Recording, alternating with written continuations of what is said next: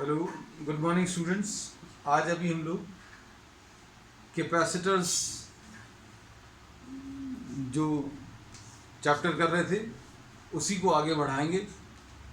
और सबसे पहला टॉपिक जो आज अभी हम लोग ले रहे हैं, एनर्जी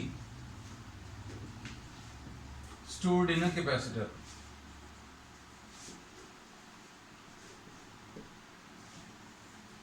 इसमें अभी हम लोग ने स्टार्ट ही इसी से किया था कि कैपेसिटर एक ऐसा डिवाइस है which is used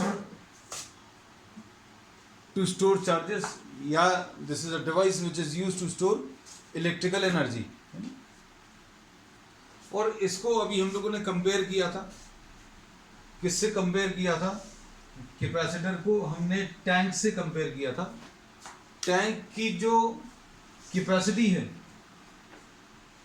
capacity of the tank, suppose 1000 litres है, इसको सी से कंपेयर किया था। The amount of water which you are actually putting in, इसको चार्ज से कंपेयर किया था। Charge was compare to the water and V was compare to the level. ये कंपेरिजन लिया था। सपोज आपने इस 1000 लीटर के टैंक में पूरा 1000 लीटर नहीं डाला है। Suppose you are filling this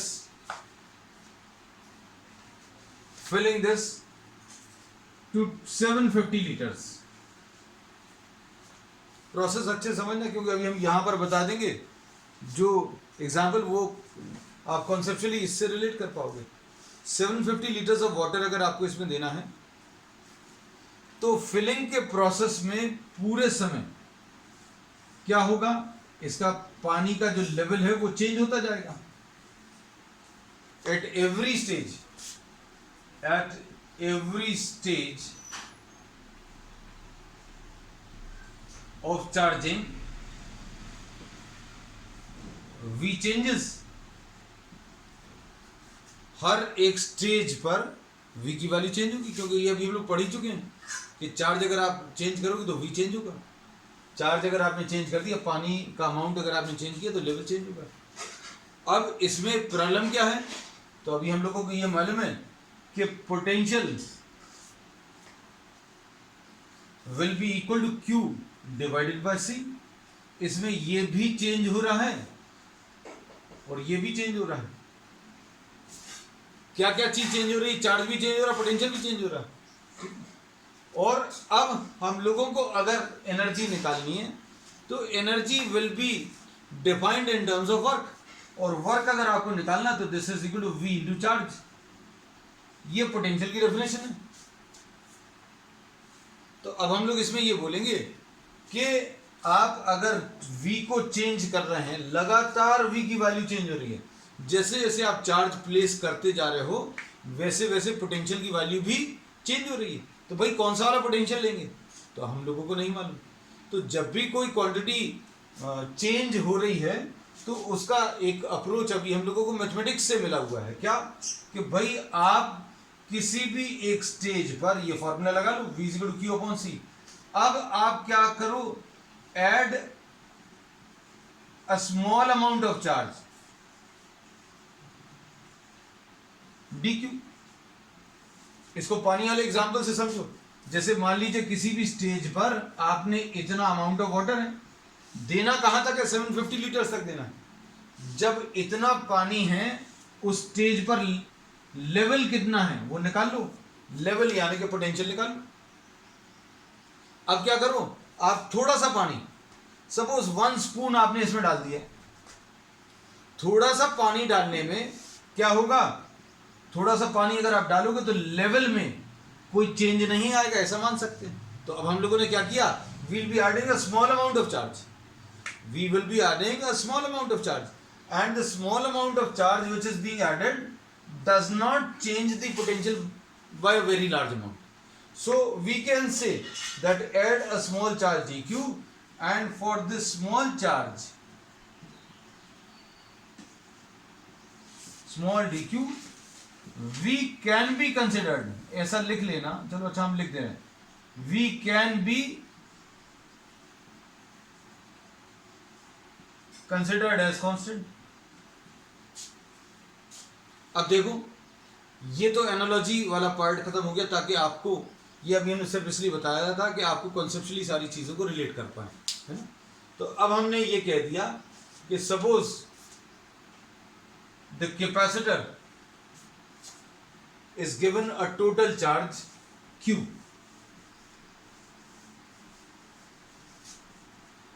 इधर पर लिख दे रहे हैं कैपेसिटेंस सपोज C है, total charge to be given is Q. At every stage of the charging V changes. Eight every stage of the charging V क्यों चेंज हो रहा है? क्योंकि आप चार्ज चेंज करोगे तो V भी चेंज होगा। And work done in charging is given by this potential into the charge, but this potential is variable. हर एक स्टेज पर जब भी आप पानी डालते जाओगे, चार्ज डालते जाओगे, तो V चेंज होता जाएगा। ये अभी हमने पिछले स्टेप में भी लिखा। तो अब हम लोगों ने ये लिखा है, ये इंपॉर्टेंट है, add a small charge dq। Small charge dq के लिए पोटेंशियल की वैल्यू कांस्टेंट है, अभी हम लोग ऐसा अज्यूम कर सकते हैं, ठीक। अब क्या होगा? वर्क डन निकाला जा सकता है, work done in increasing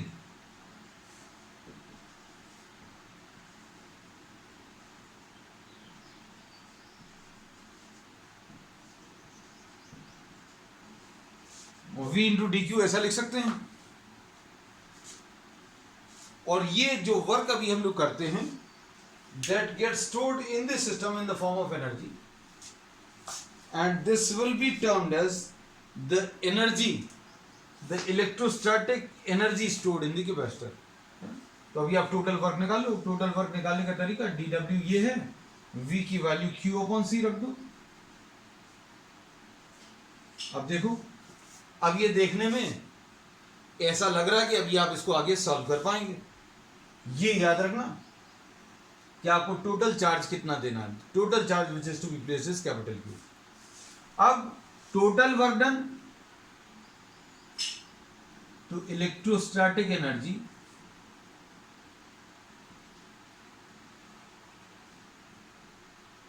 stored in the capacitor, this will be equal to total work done।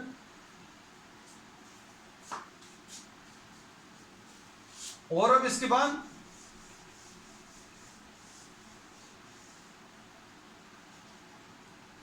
U will be equal to W। U equal to W है, और W को इंटीग्रेशन ऑफ dW लिख सकते हैं। So U is equal to W is equal to integration of dW। dW कितना है? Q divided by C।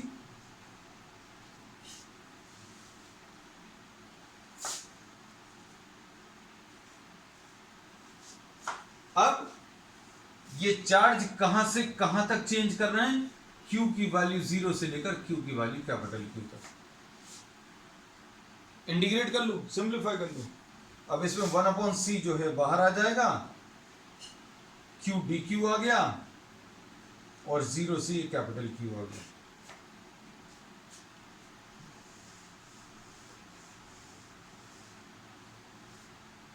अब U की value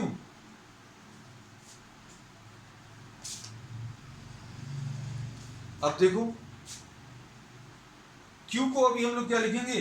this will be Q to the power of 1 plus 1 upon 1 plus 1। Integration ऐसा कुछ आएगा, और इसको कहां से कहां तक? 0 से कैपिटल Q तक लिख रहे हैं। अब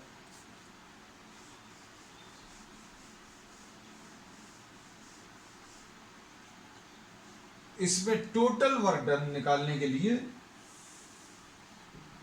हमने इंटीग्रेट किया, और इंटीग्रेट करने पर जो आया क्यू स्क्वायर बाय 2, 0 से कैपिटल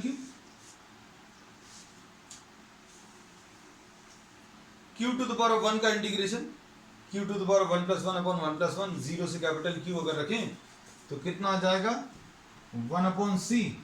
पहले ये अपर वैल्यू,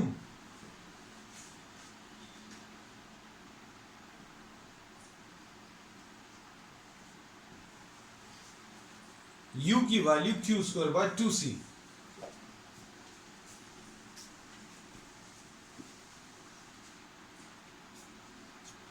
तो प्रोसेस क्या था, एक क्विक रिवीजन।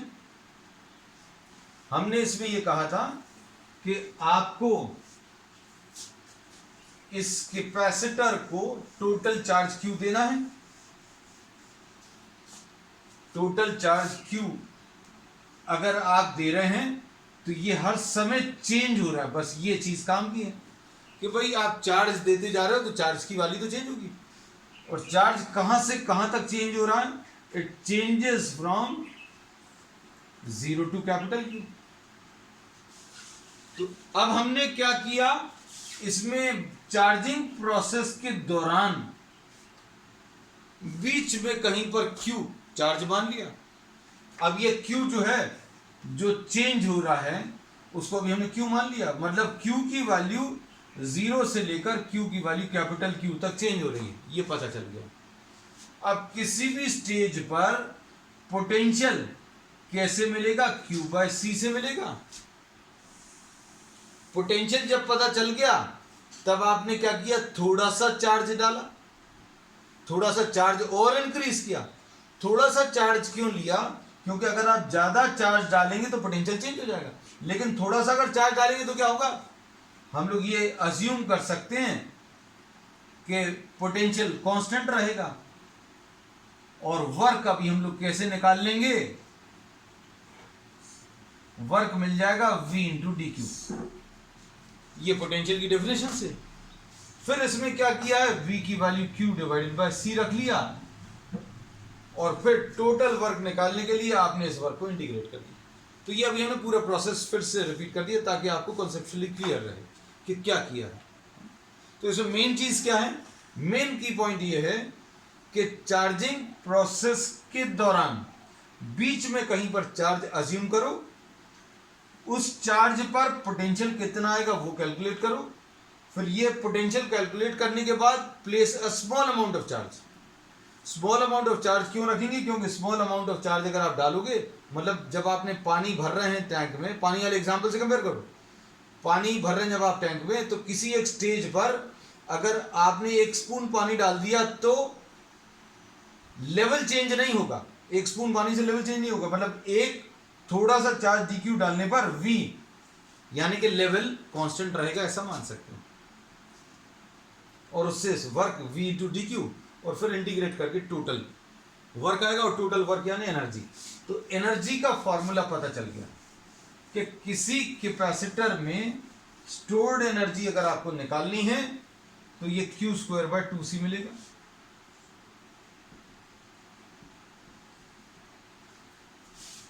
और इसमें Q की वैल्यू C इंटू वी अगर आप ले लें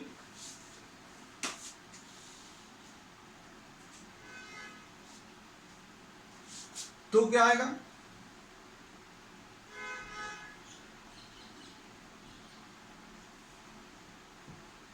यह आ जाएगा C square V square upon 2c, यानी कि हाफ सी वी स्क्वायर। एक और फॉर्मूला, एक सी कैंसिल होगा तो हाफ सी वी स्क्वायर इसका आंसर आएगा। अब इसके बाद और क्या कर सकते हैं, u की value half C V into V ऐसा लिख सकते हैं। ये देखो, एक फॉर्मूला ये है, दूसरा ये है। अब ये सी वी स्क्वायर में ये v को 2 बार लिख लिया। ऐसा लिखने का फायदा क्या हुआ, CV को आपने क्या लिख लिया, Q लिख लिया। तो एक और फॉर्मूला है, सारे सेम, देखने में ऐसा लगता है कि ये अलग अलग है। ठीक, अब इसको अभी हम लोग एक तरीके से और कर सकते हैं। देखना वो तरीका, ध्यान से सुनना। हम लोगों ने इसमें क्या बताया था कि अगर आप कैपेसिटर को चार्ज दे रहे हैं, चार्ज लगातार चेंज हो रहा है, चार्ज अगर लगातार चेंज होगा तो क्या चीज चेंज होगी? पोटेंशियल चेंज होगा। ये तो बता चुके हैं, बार बार बता चुके हैं कि भाई किसी टैंक में आप पानी डालते जाओगे तो लेवल चेंज होता जाएगा। तो Q is directly proportional to V। और वर्क निकालने का फॉर्मूला पोटेंशियल की डेफिनेशन से मिलता है। इसमें क्या बोलते हैं, V इंटू क्यू ले लो। वर्क अगर आपको निकालना तो V इंटू क्यू। ये डायरेक्टली क्यों नहीं लिया, किसी के दिमाग में ही आ सकता है, तो डायरेक्टली क्यों नहीं लिया ये अभी हम डिस्कस कर भी चुके हैं, अलग से बता दे रहे हैं। ये डायरेक्टली इसलिए नहीं लिया क्योंकि चार्जिंग प्रोसेस के दौरान चार्ज लगातार चेंज हो रहा है और V लगातार चेंज हो रहा है, दोनों चीजें चेंज हो रही हैं। तो अब हम लोगों ने क्या किया था, इसका इलाज ढूंढ लिया था कि भाई आपने थोड़ा सा अमाउंट ऑफ चार्ज डालना है, थोड़ा सा अमाउंट ऑफ चार्ज में V कांस्टेंट रहेगा, थोड़ा सा अमाउंट ऑफ चार्ज लेंगे तो उसमें V कांस्टेंट आ जाएगा। ऐसे करके अभी हमने कैलकुलेशन किया था। तो अब हम लोग ने जो ये कॉन्सेप्ट लिया था, इसको अगर आप ग्राफिकली रिप्रेजेंट करो तो ग्राफिकली ऐसा कुछ आएगा। किस किस का रिलेशन? ये रिलेशन रहेगा V और Q का। यहां पर ये V है, ये चार्ज है। ये स्ट्रेट लाइन क्यों आएगा? क्योंकि if two quantities are directly proportional, दो क्वांटिटीज डायरेक्टली प्रोपोर्शनल है तो इनके बीच का जो ग्राफ है that will be a straight line. Straight line आ गया पासिंग थ्रू ओरिजिन। और आपको अगर वर्क निकालना है तो क्या करना पड़ेगा? V और Q का मल्टीप्लिकेशन। V और Q का मल्टीप्लिकेशन, इसमें अभी हम लोग ऐसा कहते हैं कि V और Q का मल्टीप्लिकेशन डायरेक्टली तो तब लेते जब V कांस्टेंट हो। हम लोग इसको ऐसा कहते हैं कि अगर आपको इस केस में वर्क निकालना है तो एरिया ले लो अंडर VQ डायग्राम। तो ये एक और कॉन्सेप्ट है नया कि U will be equal to work and this will be equal to area under the VQ diagram. देखो ये बात सही है कि नहीं, वेरीफाई करके देख ले रहे। ये सपोज ये चार्ज है और ये पोटेंशियल है, यहां पर चार्ज रहता है और यहां पर ये पोटेंशियल रहता है, ऐसा मानते हैं। तो हम लोग क्या बोलेंगे, हाफ बेस इंटू एल्टीट्यूड, ये एरिया आ जाएगा, और हाफ क्यू इंटू वी। ये देखो ये लिखा हुआ है, ये क्या चीज है। तो ये कॉन्सेप्ट जो है कॉन्सेप्चुअल प्रॉब्लम्स रहते हैं कॉम्पिटिटिव एग्जाम्स में, उनमें यूज होगा कि अगर आपको कहीं पर ग्राफिकली दिया हुआ है Q और V का रिलेशन और एनर्जी स्टोर्ड बताना तो एरिया लेना पड़ेगा। एरिया लेने पर एनर्जी ही मिलती है, ये अभी हमने आपको दिखा भी दिया। अब इसके बाद next topic,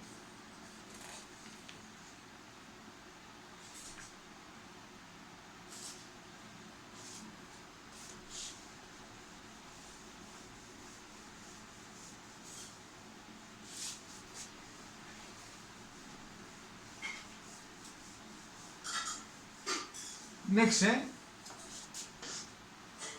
energy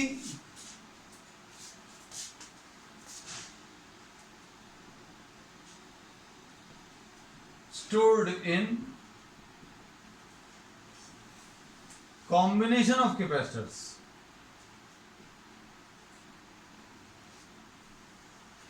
next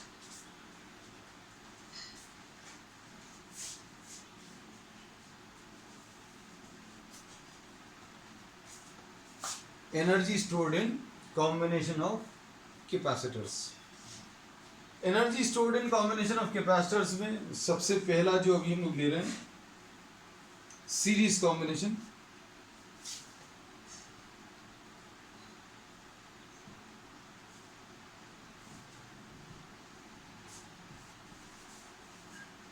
series combination कैसा रहता था? ऐसा कुछ था।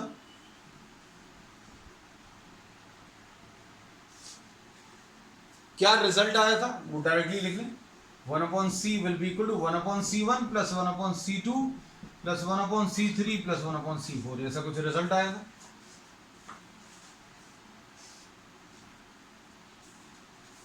ठीक, और क्या चीज आई थी? चार्ज इज सेम, ये चीज बहुत काम की है। ये अभी हम लोगों ने पिछली क्लास में डिस्कस किया है। Charge is same on all the capacitors. अब हम लोग क्या करें? Suppose for example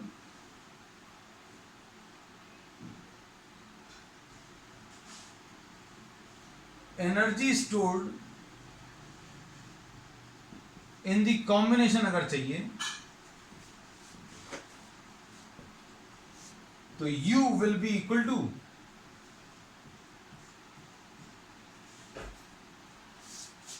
Q square by 2C, ऐसा कुछ ले सकते हैं। Q is what? The charge is जो सभी के ऊपर है, सभी के ऊपर चार्ज तो सेम है, कॉम्बिनेशन के ऊपर भी चार्ज Q आएगा। जितना एक के ऊपर है वही कॉम्बिनेशन का चार्ज रहेगा। और C क्या है? C अभी हम लोगों ने लिखा हुआ है। C is what? The equivalent capacitance.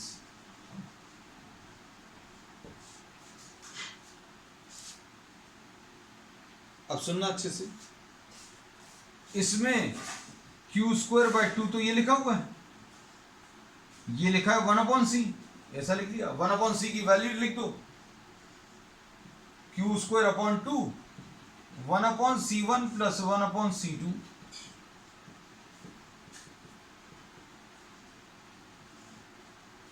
ऐसा कुछ आएगा। 4 के लिए अगर है तो, या फिर इसको बहुत सारे के लिए कर ले रहे हैं, ठीक है। क्या किया है? 1/c की वैल्यू रख दी। अब इसके बाद क्या करेंगे? ब्रैकेट्स खोल लो। ब्रैकेट्स खोलने पर क्या आएगा? Q square upon 2C1 plus Q square upon 2C2 plus Q square upon 2C3, ऐसा कुछ आएगा।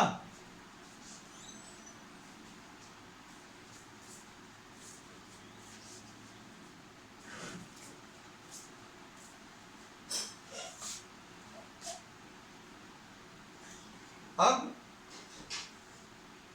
U की वैल्यू जो है, ये अगर आप देखें तो इसकी एनर्जी कितनी आ जाएगी? Q square upon 2C1। इसकी एनर्जी कितनी आ जाएगी? Q square upon 2C2। तो ये सारे टर्म्स क्या हैं? ये सारे टर्म्स है U1 plus U2 plus U3 and so on up to UN।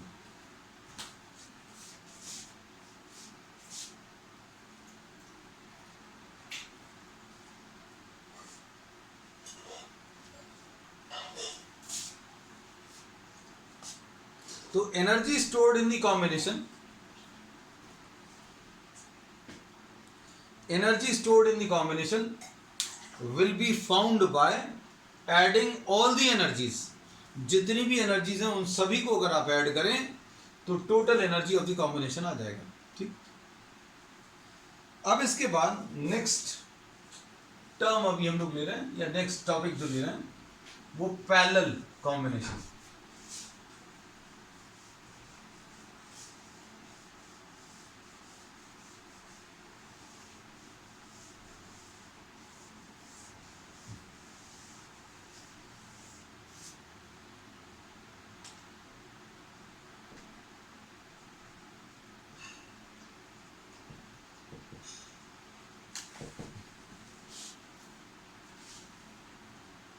Parallel combination में कनेक्शन अभी हम लोग ऐसा कुछ करते थे, बनाएंगे 3-4 लेकिन ले लेंगे n के लिए, सबकी एक एक प्लेट कनेक्ट करके एक पॉइंट पर ले लिया और दूसरी प्लेट्स को कनेक्ट करके किसी दूसरे पॉइंट पर ले लिया, ऐसा कुछ है। ये पैरेलल कॉम्बिनेशन है। और फॉर पैरेलल कॉम्बिनेशन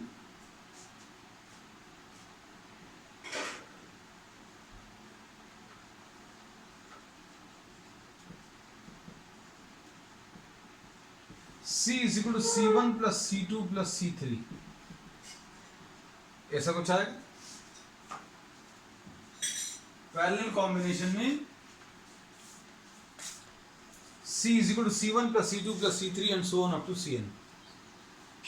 वैल्यू सारी डायरेक्टली ऐड होती है। और क्या चीज अभी हम लोग इसमें बताते हैं, V is same.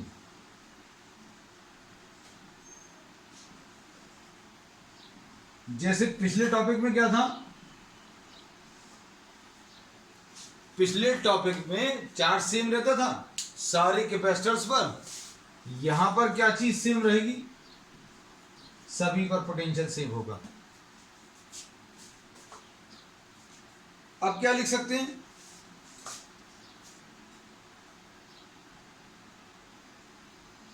Total energy of the combination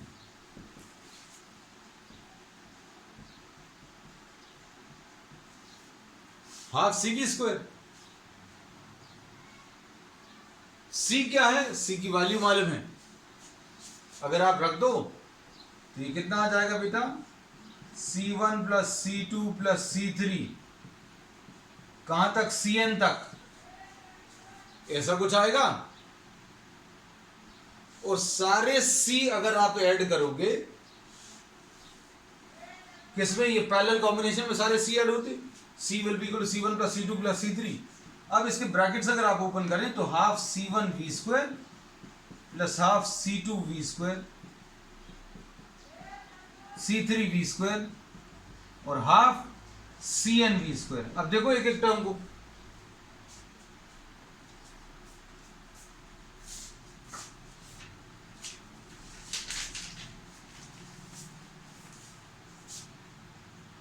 कितना आ जाएगा, हाफ C1 V स्क्वायर, ये इसकी एनर्जी आ जाएगी। तो फाइनल रिजल्ट क्या मिला बेटा, देख लो। So U will be equal to U1 plus U2 plus U3। मतलब कैसे में भी कनेक्ट करें, सीरीज कॉम्बिनेशन ले लो चाहे पैरेलल कॉम्बिनेशन ले लो, total energy of the combination will be equal to sum of all the energies of all the capacitors.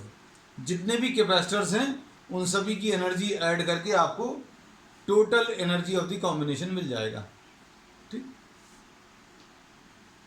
तो अभी हमने कॉम्बिनेशन ऑफ कैपेसिटर्स में एनर्जी, टोटल एनर्जी का कैलकुलेशन किया। ठीक, नेक्स्ट अभी हम लोग ले रहे हैं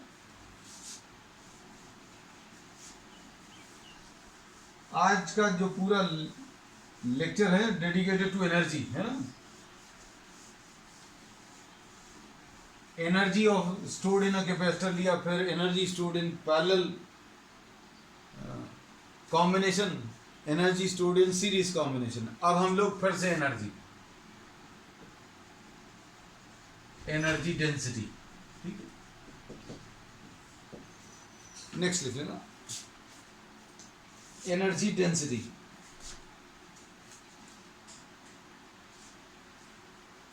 तो ये क्या है, इट इज डिफाइंड एज, ये क्या चीज है, एनर्जी डेंसिटी। डेंसिटी शब्द जो है ये तब आएगा जब अभी हम लोग पर यूनिट वॉल्यूम, तो energy density per unit volume, this is what the energy stored per unit volume. Per unit volume किसका, volume of the space in between the capacitors. Capacitors अभी हमने बोला क्या है, it is an arrangement of two identical conductors place near to each other. एक को positive charge देते हैं, एक को नेगेटिव चार्ज देते हैं। तो भाई किसका वॉल्यूम लेना है, क्या हमें इस प्लेट का वॉल्यूम लेना है या इस प्लेट का, तो इन प्लेट्स का वॉल्यूम नहीं लेना, हमें वॉल्यूम लेना है volume of the space between the plates. याद रखना कि एनर्जी डेंसिटी में it is defined as what, definition आप लिख लेना। वीडियो जब आप देख रहे हैं या फिर सुन भी रहे हैं या लाइव दोबारा भी अगर आप देखें तो पॉज करके अभी आप ये चीज लिख सकते हैं। It is defined as what, the energy stored per unit volume of the space between the plates. Volume किस चीज का वो स्पेसिफाई करना बहुत जरूरी है, ठीक है। अब आ जाए इसमें कॉन्सेप्ट पर।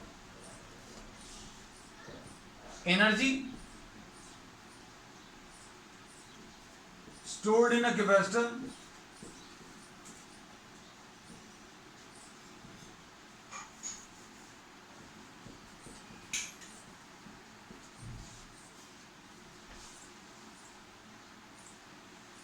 हाफ CV स्क्वायर है। अब for parallel plate capacitor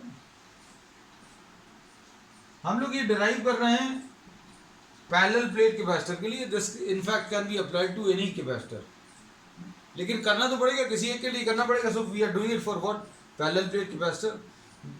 we'll be having some more geometrical shapes, some more types of capacitors, but since we have not discussed those, so we are discussing energy density in terms of what we know, and we know about parallel plate capacitor.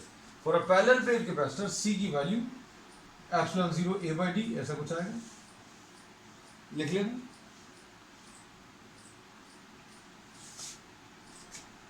और V की value क्या है, E into D, ये भी लिख सकते हैं।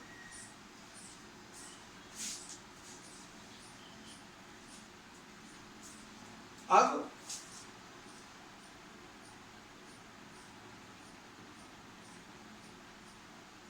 U की वैल्यू हाफ, C की value epsilon 0 A upon D लिखा,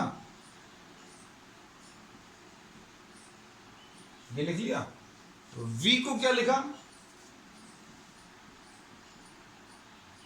E square into D square.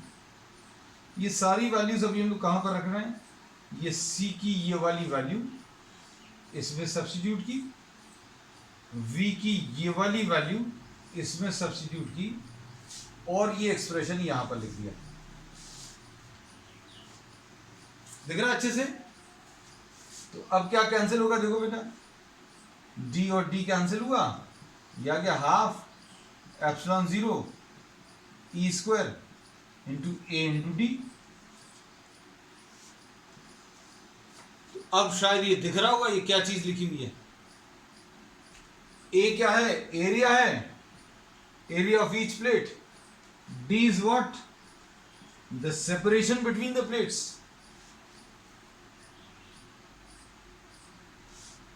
तो ये कितना आ जाएगा, half epsilon 0 E square into volume.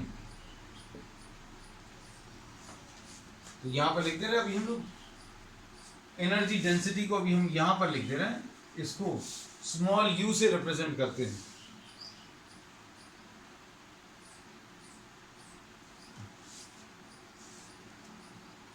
तो कितना आ जाएगा ये, u की वैल्यू u अपॉन वॉल्यूम, और u अभी हम लोगों को मालूम है half epsilon 0 E square into volume आया था अपॉन वॉल्यूम। तो एनर्जी डेंसिटी का जो फॉर्मूला आया है वो क्या आया है, हाफ एप्सिलॉन 0 ई स्क्वायर।